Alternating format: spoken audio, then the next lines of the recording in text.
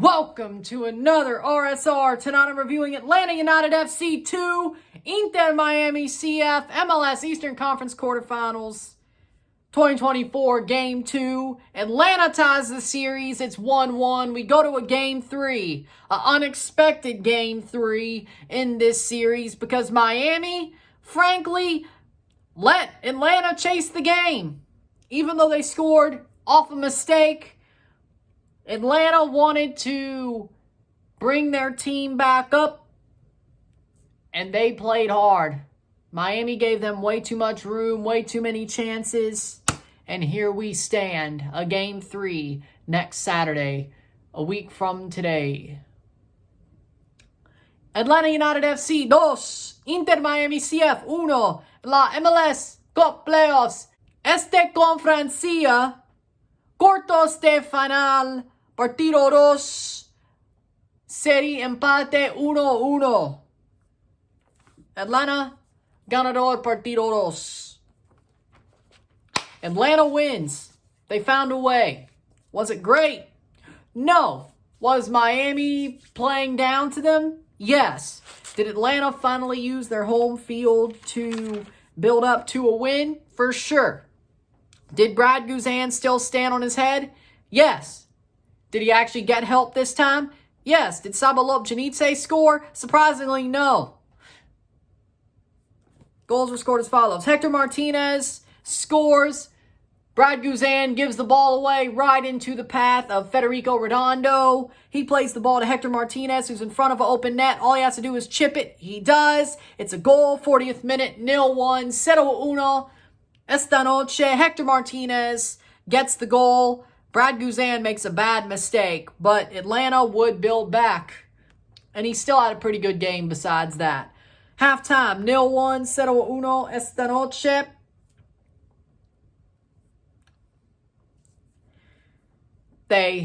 Miami has the lead. You think, oh, okay, this game's over.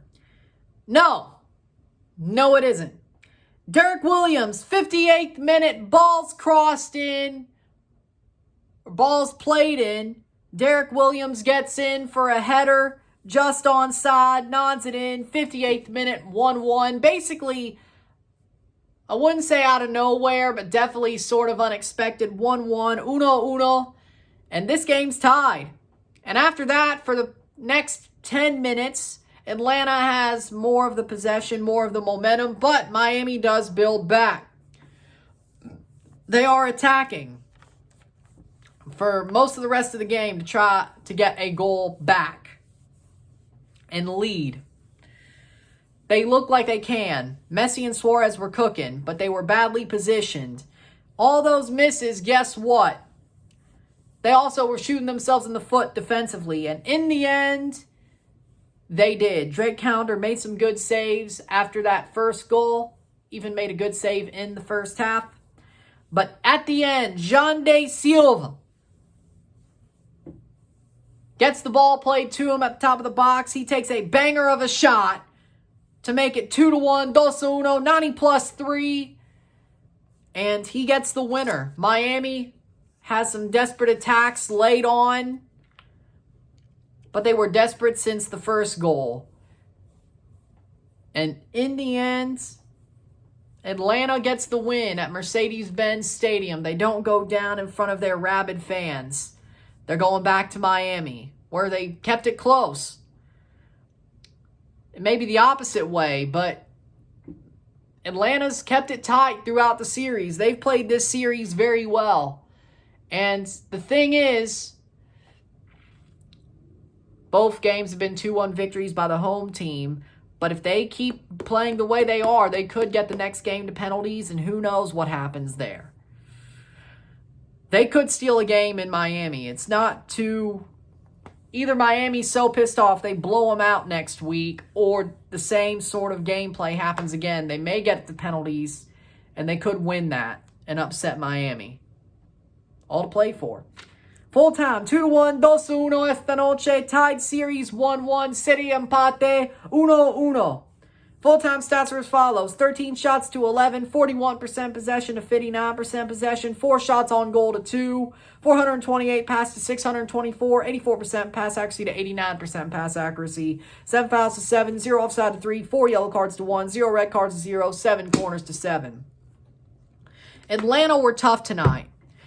Miami at times may have been the better team, but Atlanta got to chase the game in the second half. Brad Guzan stood on his head. It's not that obvious. Miami did at times look like the team with more possession, but very much so late on, they were very desperate. Those last 30 minutes, they were very desperate to get a winner because I think they felt the dread in their stomachs that something like that ending was going to happen. I don't think they were afraid of a penalty shootout. They got Messi, Suarez, Busquets, Alba. They won penalty shootouts out the wazoo, right? They weren't afraid of that. What I think they were afraid of was that Jean de Silva scoring or a late goal being scored by a guy like Saba Lopjanitse or what Jean de Silva actually did. And they had a deep feeling in their gut that it might happen. And it did. I think they saw this coming a mile away. That's why they were so desperate. Not that I'm saying they're trash, but what I am saying is that they definitely saw an answer like this by Atlanta. They needed the perfect away match to win this tie and end it in a sweep. They did not get that. They got a very sloppily played away match where their defense were crap. Point blank period. Their defense was crap. Their midfield was good at times. Suarez didn't really get a touch. Messi couldn't really create anything. It just seemed off tonight for Miami. The dominance was there. The talent was there. I wouldn't say the dominance, but the quality was there. The talent was there. The finishing was not. The playmaking was not. The defense was not there for Miami. All that was there was the talent and the potential and the energy. Atlanta are a rock. I don't like the term buzzsaw. Buzzsaw would be like, oh, they're pulling a Kansas City over St. Louis on Miami. That's not the case. But they are rocks. They are a tough team. They're hard to break down. They may be the 9th seed, but they had a very hot run to end the season. I'd say sort of like how Kansas City did against St. Louis last year. They had a very hot end to their regular season. They came in hot, won the wild card game, beat a St. Louis team who was fraudulent. Now, am I saying this Miami team is as fraudulent as last year's St. Louis team second half? No, I am not saying that. But what I am saying is Atlanta is hot. But they are tough. They are gritty. A 3-game series, after you've seen how this has played out, tied 3-3 on aggregate over 2 games, which that doesn't matter, but it does mean something. You look at the game, and it's like, Atlanta's playing tough. They have heart. They have fight. They know how to get a result. Brad Guzan is leading from the back. And when he makes a mistake, that team picks him up and tries to win for him. Man of the match is Brad Guzan. He stood on his head again. Point blank period. He has legitimately set the tone for Atlanta throughout these playoffs.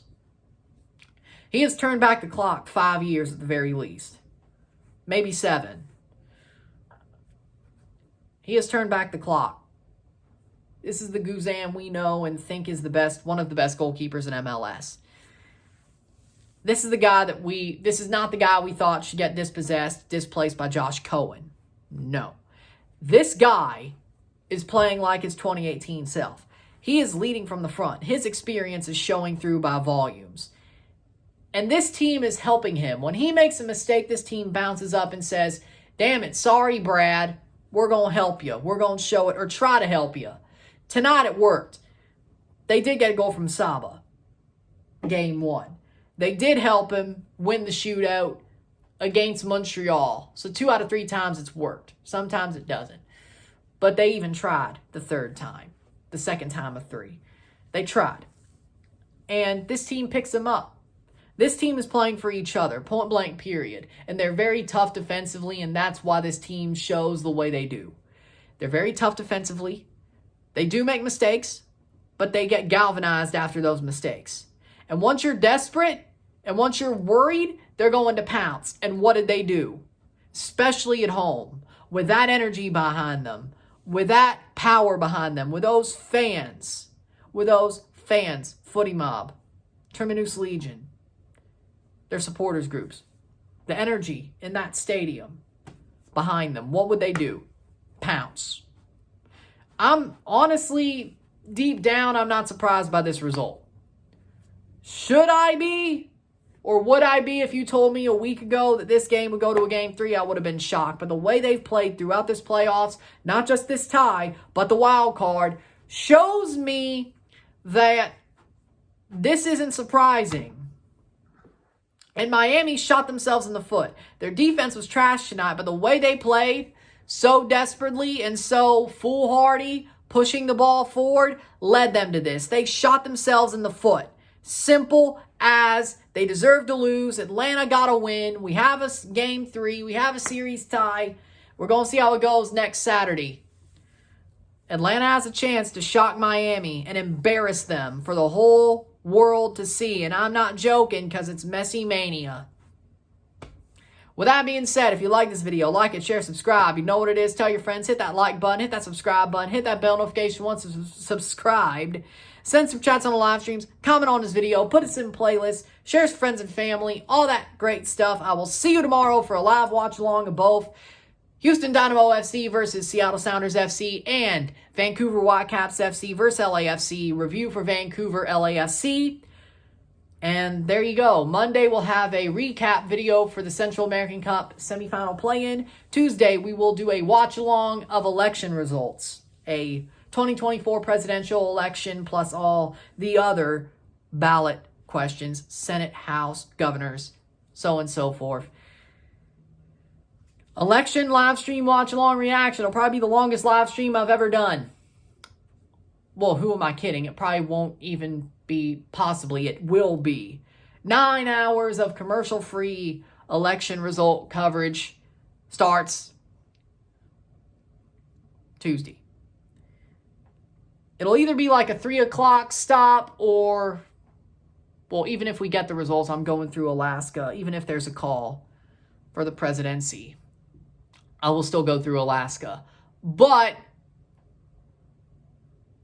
if there's no call, we may go to 3. I'm normally up anyway, so who cares? With that being said, that's Tuesday. Wednesday, Caribbean Cup semifinal recap. Thursday, Chelsea versus Noah live RSR in the Conference League. Friday, MLS playoffs. Saturday, Forge and Miami. Forge live RSR, Miami live RSR. Sunday, MLS playoffs. Looks like it will be. So, man, Apple's getting their money's worth on these game 3s this year, unlike last year, yeah. But with that being said, I'll see you tomorrow. But we got a lot to do. I'm Ryan and I'm out. Peace. See you.